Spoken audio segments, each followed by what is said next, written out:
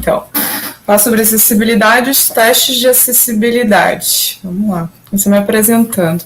Então, gente, meu nome é Luana Paiva Mildner, eu tenho 28 anos, eu sou a mãe do Gabriel, e vocês já vão entender o porquê que eu gosto de salientar o porquê que eu sou mãe do Gabriel, o peso do porquê que eu escolhi trabalhar com acessibilidade assim que eu fui para a área de testes e a importância disso para mim.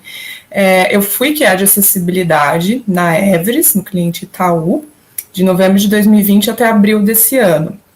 Então, no momento, não atuo mais como QA de acessibilidade. Mas eu gosto muito de falar sobre esse tema devido à importância dele. Tem que ser falado, tem que falar mais até. Então, sempre que me convido para uma fala como essa, fico muito feliz, eu acho importante que seja discutido. Atualmente eu sou analista de testes, QA, mas eu migrei para uma área de performance, carga e estresse, na Vericode, empresa que me abraçou com muito amor e carinho aí, e o cliente que eu estou trabalhando agora é a B3, Brasil Bolsa Balcão, de abril até agora, né? E bem, eu vou me descrever, e aí eu já começo a entrar dentro do assunto de acessibilidade, porque não é todo mundo que está aqui que está me visualizando de fato, né? Tem pessoas aqui que estão apenas escutando a minha voz. Então, para quem me ouve, mas não me vê, eu sou uma mulher branca, de cabelos cacheados, longos, de cor castanho escuro, olhos da mesma cor. Eu estou vestida com uma blusa azul, meio preta, marinho, e um casaco estampado preto com branco, porque faz frio aqui em Florianópolis hoje. Mais ou menos, não tão frio, mas, enfim, considerável.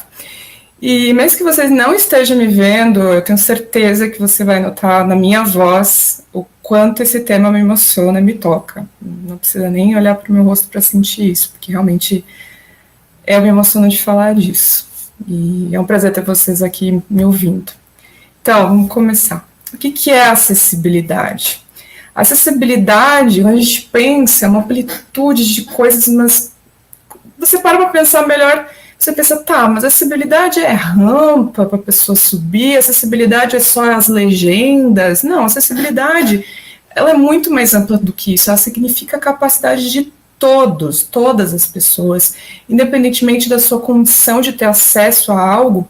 Por exemplo, essas pessoas têm que ter o direito ao acesso à internet, da mesma forma que eu tenho acesso à internet, ao sistema de transporte, à educação. Então, acessibilidade em conceito amplo seria isso.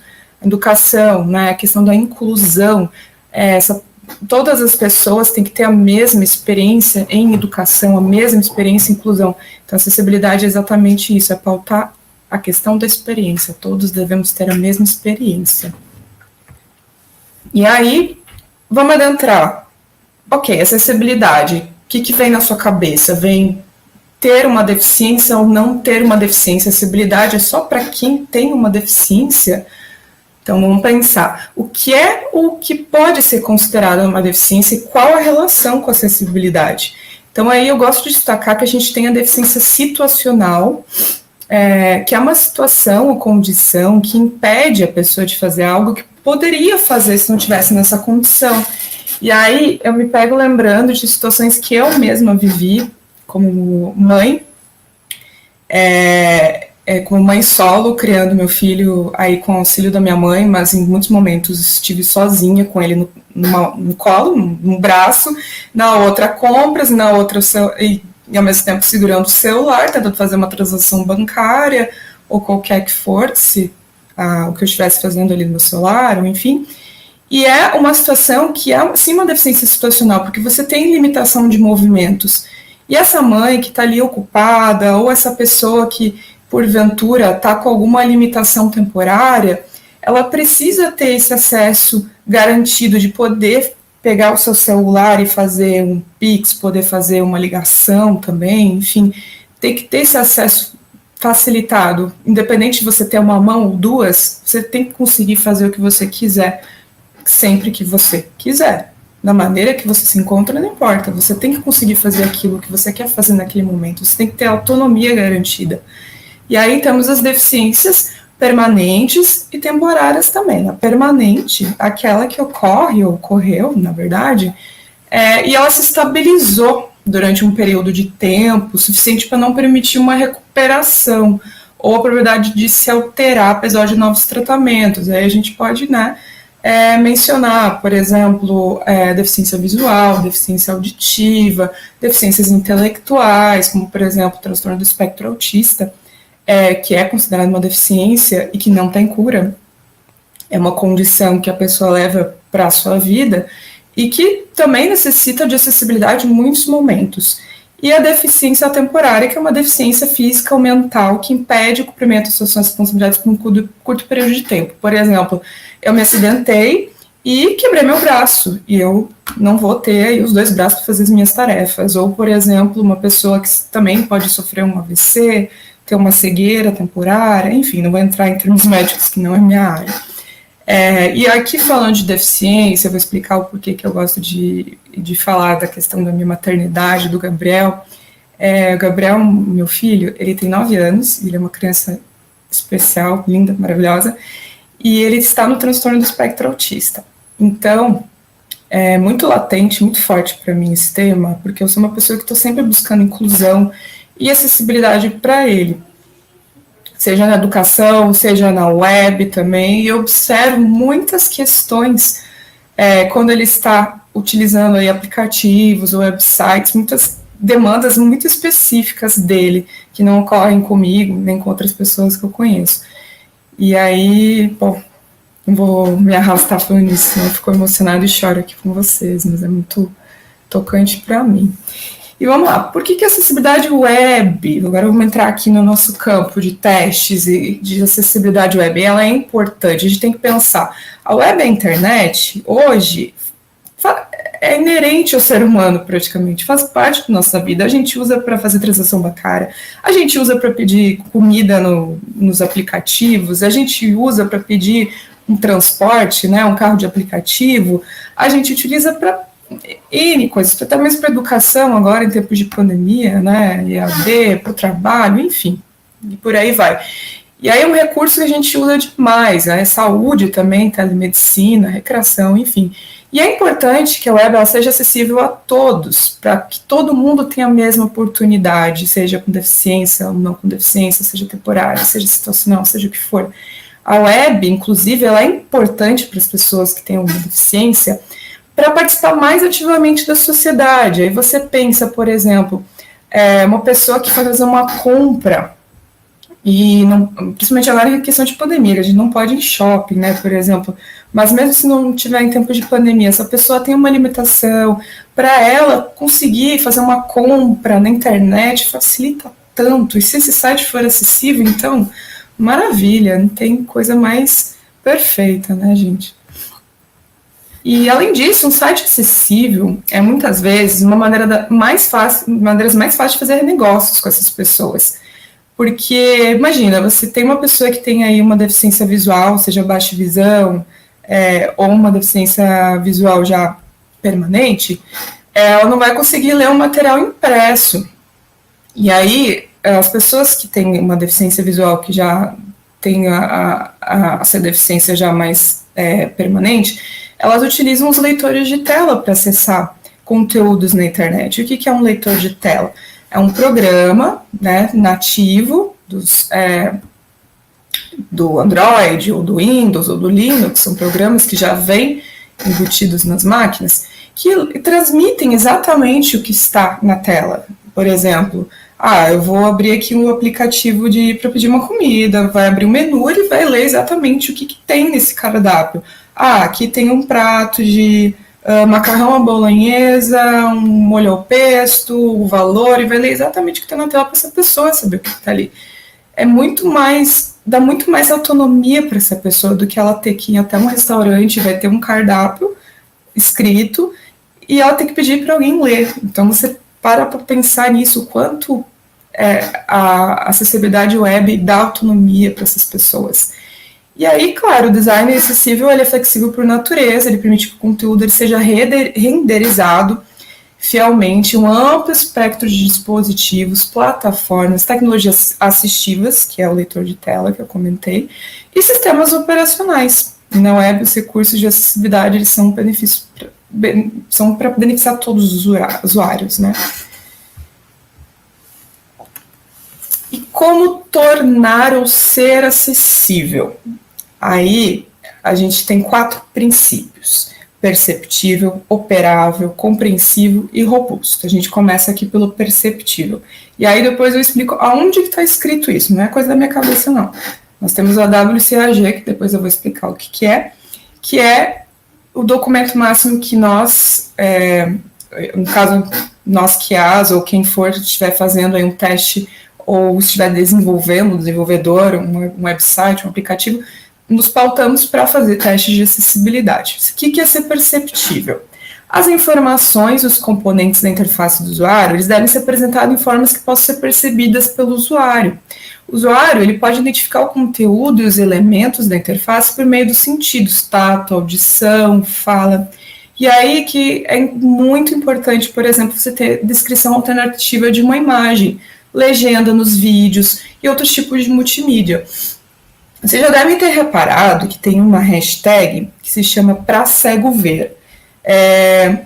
Essa hashtag ela serve para realmente descrever imagens. O que acontece? Por exemplo, se você tem uma propaganda, um folder aí do seu negócio na web, e nesse folder temos aí, por exemplo, uma família feliz, que dá lá com o seu tablet ou com o seu computador, e essa imagem ela é importante para transmitir uma mensagem para a propaganda do seu negócio. Se você está vendendo uma coisa, você quer que todos os usuários entendam o que você está vendendo. Não só quem está realmente visualizando o todo, né, a imagem e, né, o texto. Porque...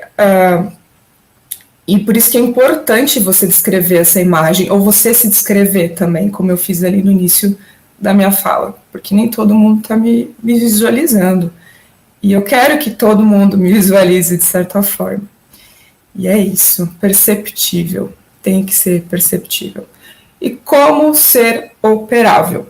Os componentes de interface de usuário e a navegação devem ser operáveis. Um usuário pode usar com sucesso controles, botões, navegação, clicando, tocando, deslizando ou identificando por voz. Por exemplo, a pesquisa de um site poder ser ativada por controle de voz. Porque muitas vezes nós temos ícones muito pequenos ou ícones que não são botões, melhor falando, que não são facilmente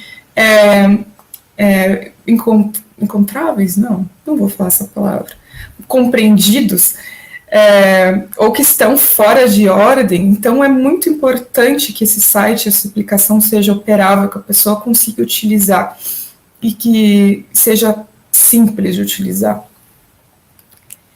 E o que é ser compreensível? Além de uma escolha adequada de fontes, que isso, nossa, lembrando aqui dos defeitos que eu e meu colega Murilo, se você estiver assistindo, Murilo, um abraço para você, muita saudade, meu mestre aqui de acessibilidade, mudar para o Seja Ambulante, praticamente tudo que eu sei eu devo a ele.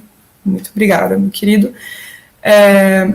Então, lembro dele aqui dos defeitinhos que a gente abria. A maioria tinha a ver com fonte, os que são visuais. Depois eu vou explicar que tem uma diferença de teste visual e não visual. Mas espera aí.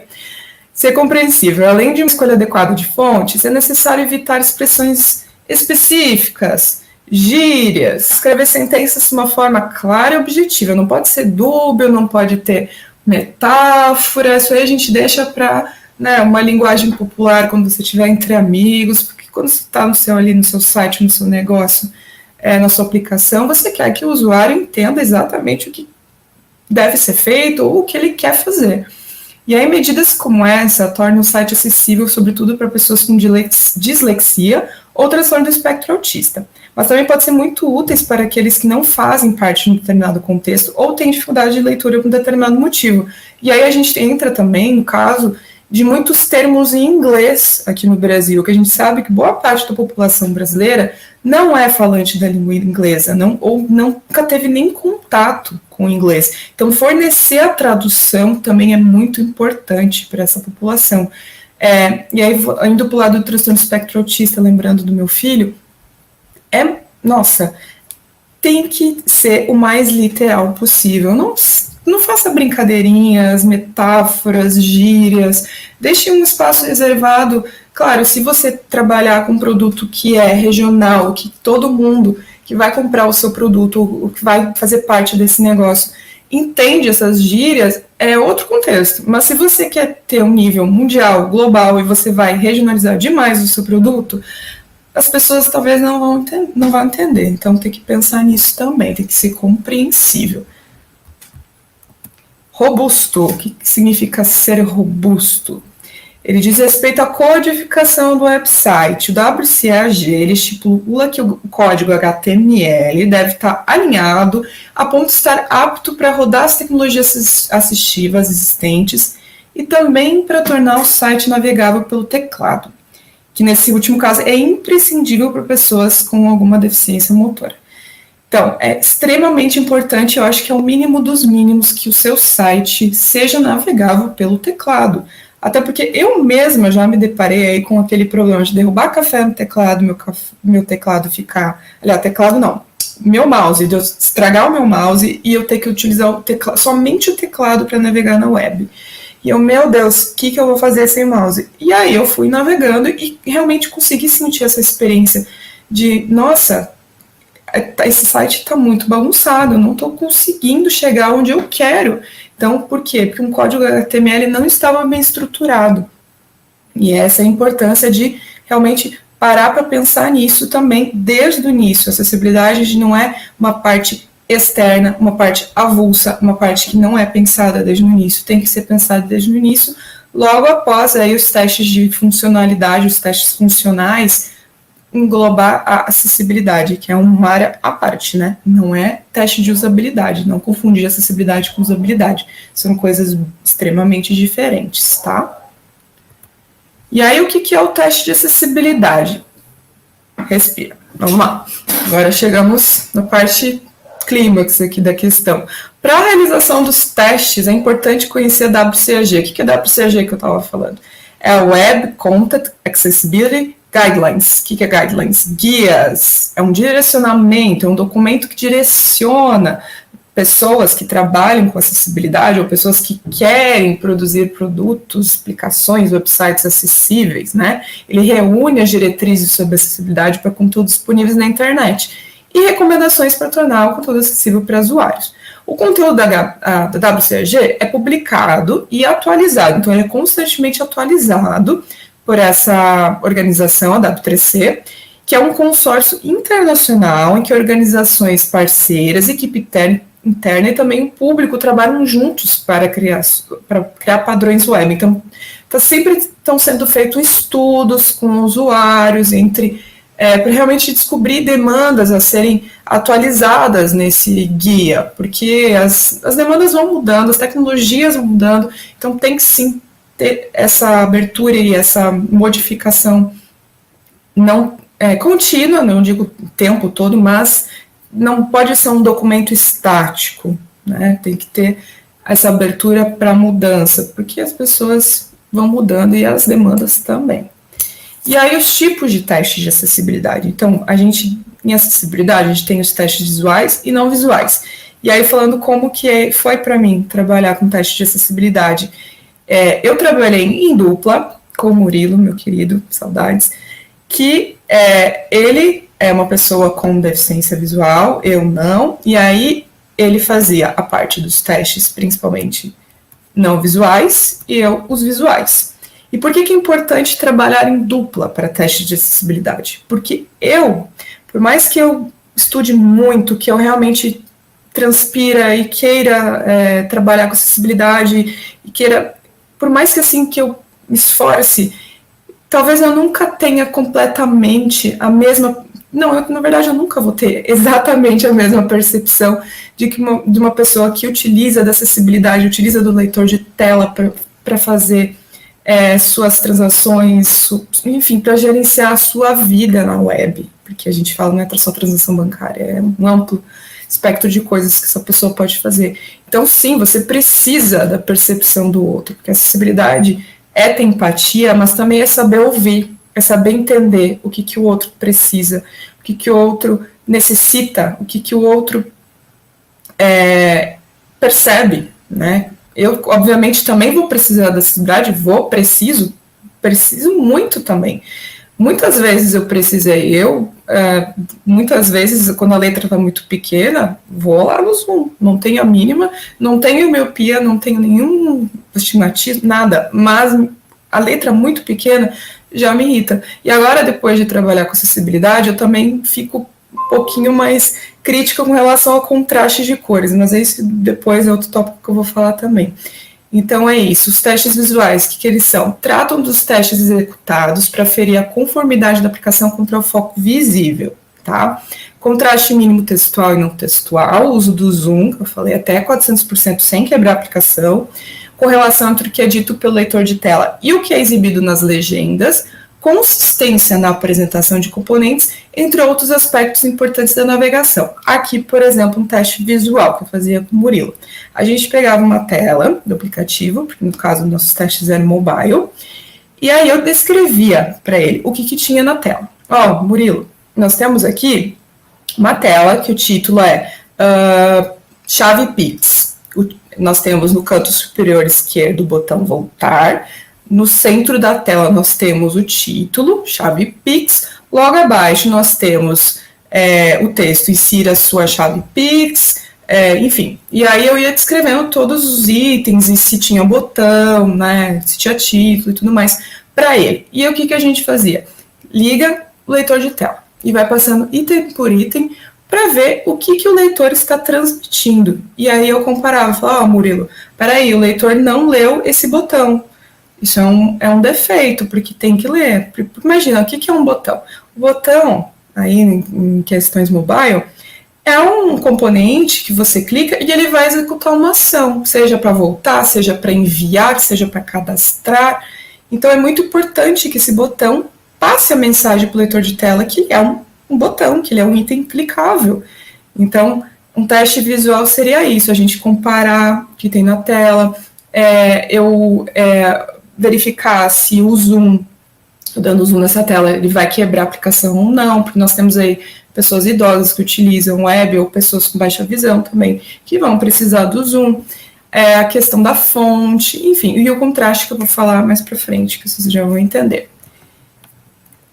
E aí os testes não visuais, que são executados por QAs cegos ou com baixa visão, eles visam analisar a sequência lógica dos elementos apresentados, a ordem de foco, a correta identificação dos tipos de componentes, a rotulação dos campos de entrada, a presença de feedbacks na execução de ações, a organização do conteúdo por títulos, entre outros itens de relevância para esse público. Imagina, você abre um aplicativo, aí tem o título, né, chave Pix. Quando o leitor de tela passa por esse título, ele tem que falar chave Pix, título.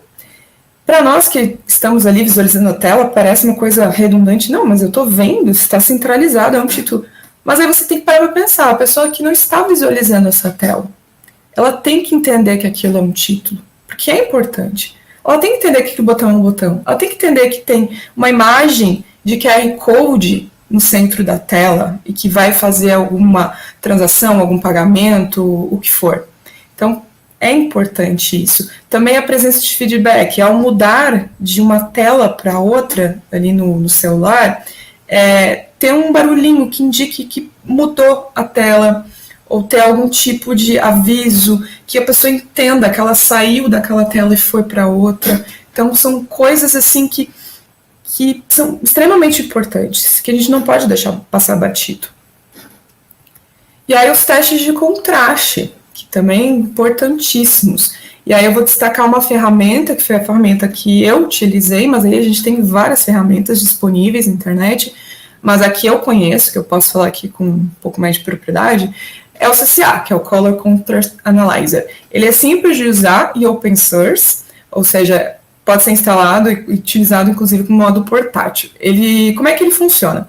A gente tira um print da tela e que a gente quer aferir o contraste, né? E por meio de um conta-gotas, a gente aponta primeiro para as fontes ou bordas dos componentes e depois para o fundo desses, que tem diferença de contraste aí, a fim de obter contrast ratio, que seria, digamos, uma escala de contraste, uma média, né? De acordo com o indicado com as diretrizes da WCAG. A WCAG tem diretrizes mínimas de contraste. Tá? Outro modo é preencher manualmente os campos de background e foreground, back, né, fundo da aplicação, foreground a parte da frente, com as informações RGB ou hexadecimal das cores ou das fontes dos componentes a serem testados. Aqui eu particularmente preferia trabalhar dessa forma. Sempre me reunia com o pessoal de UX Design, ou o pessoal que foi responsável por desenvolver a parte visual aí das telas, e pegava as specs do projeto. O que é as specs do projeto? Até as informações das fontes, o peso das fontes, se é negrito, se é itálico, que isso importa, é saber o tamanho, saber a cor, e aí eu até dou essa dica, não utilizem muito esse conta-gotas da ferramenta, porque ele pode distorcer um pouco a cor. Então, muito melhor você se reunir com um time de design e pegar esses códigos, seja RGB ou hexadecimal, inserir na ferramenta e a ferramenta calcula sozinha essa escala de contraste. E aparece bem bonitinho, failed ou passed, passou ou não passou. E aí você dá um print, anexa essa evidência, abre o seu defeito e fala, galera do design, temos um probleminha aqui, né? Não é probleminha, o teste não passou e tudo mais. Aí você coloca uma recomendação, aí lembrando daí das soft skills da Hyla, sempre oferecer a solução, não, como que a gente não pode já chegando criticando, botando banca, não. Você já chega, olha, deu um problema reprovou no teste de contraste, mas seguinte, deu isso, você pode ir mudando a fonte para tal cor, já vai dar certo, ou se você aumentar a sua fonte para tal tamanho, PT ou PX, já vai dar certo. Enfim, oferecer a solução para o time de design já conseguir solucionar esse problema de cores. E aí espera-se que textos tenham relação de contraste entre primeiro e segundo plano de ao menos 4 por 5 por 1, ou que textos de tamanhos de fontes maiores, a partir de 18 ou 14 pt bold, né, negrito, tenham relação de contraste de 3 por 1. Isso está descrito no WCAG, tá bom?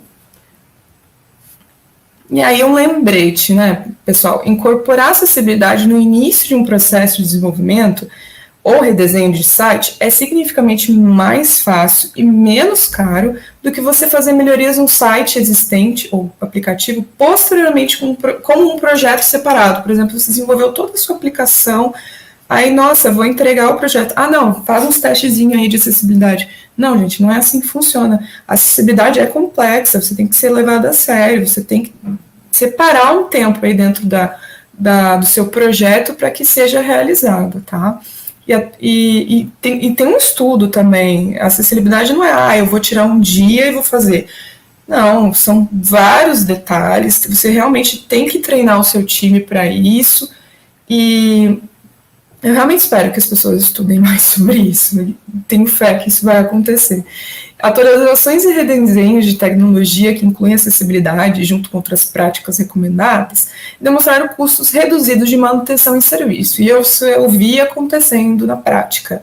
A partir do momento que o pessoal passava as telas, ou enfim, os specs do projeto para a gente fazer os testes de contraste das telas, enfim, e realizarmos esses testes já no início, nossa, o tempo que a gente ganhava, todo o time, não só nós de acessibilidade, é imenso, porque desde o início a sua aplicação já é pensada para ser acessível para todos, né? Então, super importante.